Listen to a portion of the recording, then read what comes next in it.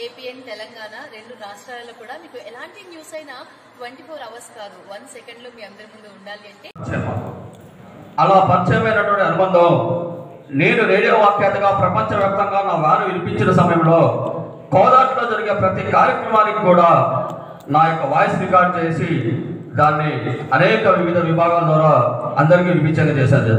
నిశుద్ధి పరిచయం మాది. సాయంత్రం పూట 8-9 కాంచి రికార్డింగ్ స్టార్ట్ చేసి ప్రారంభిస్తే 1 గంట వరకు కూడా తనకు నచ్చకుండా మళ్ళీ చేయి అని చెప్పని ఎక్కడ కాంప్రమైజ్ కాకుండా ప్రతి మాటను కూడా స్పష్టంగా పట్టుకొని ఎక్కడైనా ఉచ్చారణ దోషం ఉన్నా సరే కొంత మాకు ఏమంటే 6-2, 6-4 అంటూ కొన్ని ఉంటాయి. అలాంటివన్నీ కూడా సెట్ చేసుకుంటూ ఇది బాగలేదు బావా, ఇలా వద్దు, ఇలా అంటూ ఎన్నోసార్లు ఎన్నో వాయిస్ రికార్డులు చేయించాడు.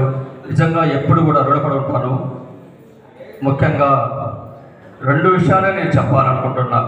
సురేష్ అంటే ఒక కొదమ సింహం, ధర్మమే ఊపిరిగా జీవించే కోదాడ కొదమ సింహం మా బావగారు. ఏం చెప్పాలో ఎలా చెప్పాలో అని ఎన్నోసార్లు గత 14 రోజుల నుంచి, అప్పుడే 14 రోజులు అయిపోయిందా, 10 నిమిషాల కిందనే కదా మాట్లాడింది అనే విధంగా ఇప్పటికీ ఉన్నది మాకు. నా మాట నా పలికే నాకు పెట్టలేదు. కానీ మనం కొన్ని విషయాలు మాట్లాడుకోవాలంటే ఆయన ఒకటే చెప్తాడు, ధర్మాన్ని ఆచరించాలి, దానికి తగ్గట్టుగా మనము హిందువులైన మనమందరం కూడా బయటికి రావాలి అంటాడు.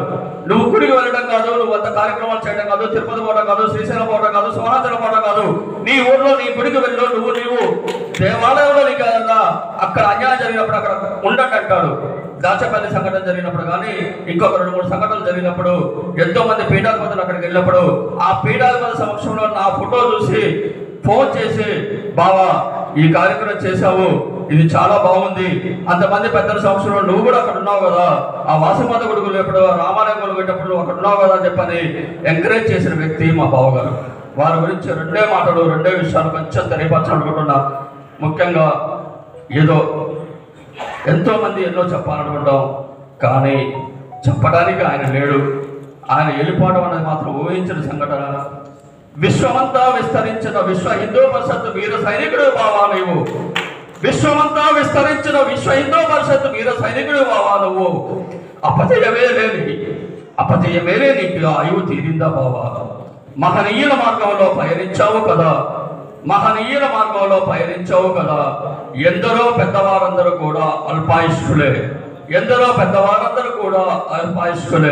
వివేకానందుడు, రాఘవేంద్ర స్వామి ఇలా వారి బాటలో పయనించావా, నీవు కూడా పెద్దవాడు అయిపోయావా, ధర్మాన్ని ఆచరించే నీవు జిల్లా ప్రధాన కార్యదర్శి నుంచి ఇంకా ఎక్కడికో వెళ్తామనుకున్నాము, రాష్ట్రాల్లో నీ వాణి వినిపిస్తుంది అనుకున్నాము, కానీ వివేకానందుడు లాగా నువ్వు కూడా వెళ్ళిపోయావా బాబా. శ్రీనివాస నగర్ స్థిర నివాసమైన ఆజాద్ నగరైన ఆత్మ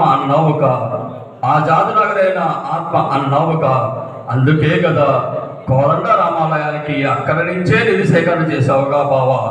ఎన్నిసార్లున్నా కూడా మా యాదవ్ సుధాకర్ నాటి మిత్రులు ఎంతమంది చెప్పినా కూడా ఆ జాదు నగరే నాకు ఆయువు, నేను అక్కడే చేస్తానని చెప్పి నిధి సమర్పించిన చేసిన మా బావ ఆ కోదాడ రాముడు, ఆ కోదండ రాముడికి వెళ్ళిపోయావా.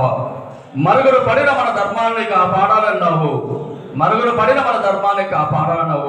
మరి ఎక్కడ బావా ఇప్పుడు నువ్వు, ఇక్కడ నువ్వు. ఇందాకే అన్నారు నరసింహరావు గారు, నేను అండగా ఉంటానని, ఆ అండ మాకు కొండంత అండగా ఉండాలి. విశ్వ హిందూ పరిషత్ కార్యక్రమానికి వారి యొక్క చేయూత అందరికీ కావాలి. బొట్టు లేకుండా ఉండొద్దన్నావు, బయటికి వెళ్ళినా సరే, ఏ కార్యక్రమం ఉన్నా సరే, నిండు మహిళ ఉన్నా సరే బొట్టు పెట్టుకోవాలన్నావు.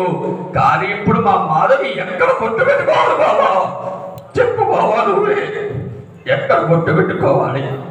నేను రాని అని గట్టిగా చెప్పలేకపోయావా. దేవుడు నా వాడంటావు, దేవుణ్ణే భయపెడతానంటావు.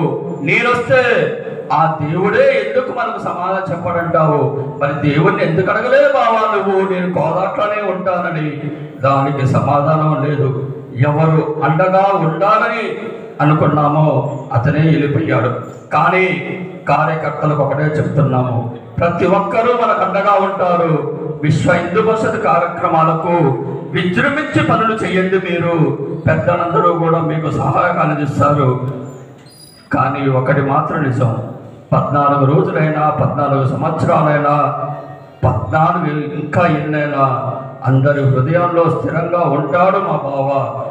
ఒక్కటి మాత్రం నిజం, వర్ధంతులు జయంతులు లేని వ్యక్తి మా సురేష్ బావ. వర్ధంతులు జయంతులు లేని వ్యక్తి మా సురేష్ బావ. అందరి హృదయాల్లో స్థిరంగా ఉండే మా బావకు అశ్రునివ్వాలి. అందరూ ఆచరించండి. వారికి ఇచ్చేది ఒకటే, ఆస్తులు స్థిరాస్తులు కాదు వారికి ఇచ్చేది మనము. వారు పాటించిన ధర్మాన్ని పాటించండి. దేవునికి అన్యాయం జరిగితే పోరాడండి. మీరు ఇంట్లో ప్రతిరోజు మీ పిల్లలకు దీపారాధన చేయటం నేర్పించండి. సురేష్కు మీరు ఇచ్చే ఘననివ్వాలి. మన ధర్మాన్ని వారికి తెలియపరచండి.